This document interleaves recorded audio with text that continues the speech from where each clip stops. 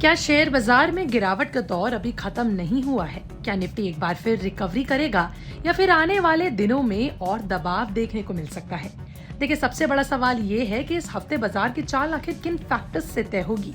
अगर आप शेयर बाजार में निवेश करते हैं या फिर ट्रेडिंग करते हैं तो ये वीडियो आपके लिए है, क्योंकि आज हम आपको बताएंगे कि बीते हफ्ते बाजार में क्या हुआ, किन फैक्टर्स ने अच्छा प्रदर्शन करके दिखाया, किन शेयरों ने सबसे ज्यादा निराश किया और इस हफ्ते कौन से बड़े इवेंट्स बाजार की दिशा तय कर सकते हैं। देखिए, बीते हफ्ते शेयर बाजार में जबरदस्त दबाव देखने को मिला था। निफ्टी 2.33% की गिरावट के साथ 23,700 के आसपास पर बंद हुआ। वहीं जबकि निफ्टी बैंक 3.12% टूटकर 56,600 के आसपास ट्रेड करता नजर आया। यानी साफ है कि बाजार में बिकवाली का दबाव पूरे हफ्ते बना रहा और खासकर बैंकिंग शेयरों में कमजोरी सबसे ज्यादा देखने को मिली। अगर सेक्टर्स की बात की जाए तो तस्वीर मिली जुली रही। आपको बता दें कि FMCG index 0.62%, auto 0.44%, media 0.32%, CPSE 0.49% और डिफेंस 0.10% की हल्की बढ़त के साथ बंद हुआ। वहीं दूसरी तरफ private bank 4.32%, realty 4.02%, finance 3.69%, capital market 2.61%, oil and gas 1.96% और आईटी 1.57% के करीब टूट गया। इससे साफ संकेत मिला कि निवेशकों ने फिलहाल बैंकिंग और हाई रिस्क सेक्टर से दूरी बनाई है, जबकि डिफेंसिव सेक्टर्स में हल्की खरीदारी देखने को मिली है।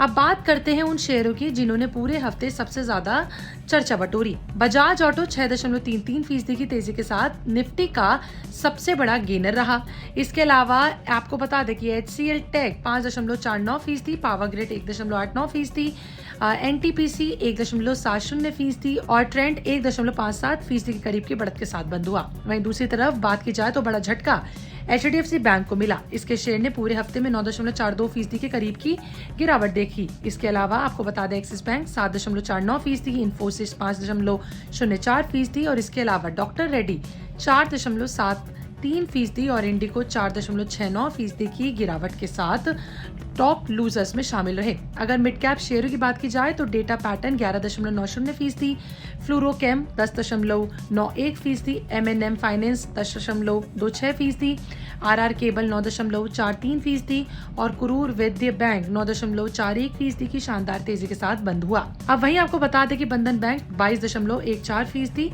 गैलेट CIE इंडिया 12.73% और ABSL AMC 11.81% और इसके अलावा केम प्रो इन सभी ने गिरावट देखी और निवेशकों को निराश किया। अब सवाल है कि बाजार पर दबाव आखिर क्यों बना हुआ है। इसकी बड़ी वजह है कच्चे तेल की बढ़ती कीमतें। ब्रांड क्रूड $96.78 पर बैरल के आसपास पहुंच चुका है और जुलाई महीने में अब तक इसमें 34% की तेजी देखने को मिली है। हालांकि शुक्रवार को ऊपरी स्तरों से इसमें 3.88% की गिरावट भी आई, लेकिन कीमतें अभी भी काफी ऊंचे स्तर पर बनी हुई है। महंगा कच्चा तेल भारत जैसे आयातक देश के लिए चिंता की बात है, क्योंकि इससे महंगाई बढ़ने और कंपनियों की लागत पर दबाव बढ़ने का खतरा है।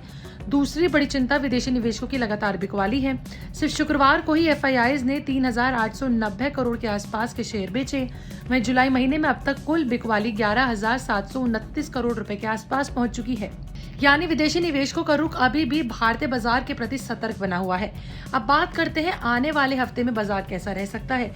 तकनीकी नजरिए से देखा जाए तो निफ्टी ने 23,645 के अहम सपोर्ट लेवल को टेस्ट किया।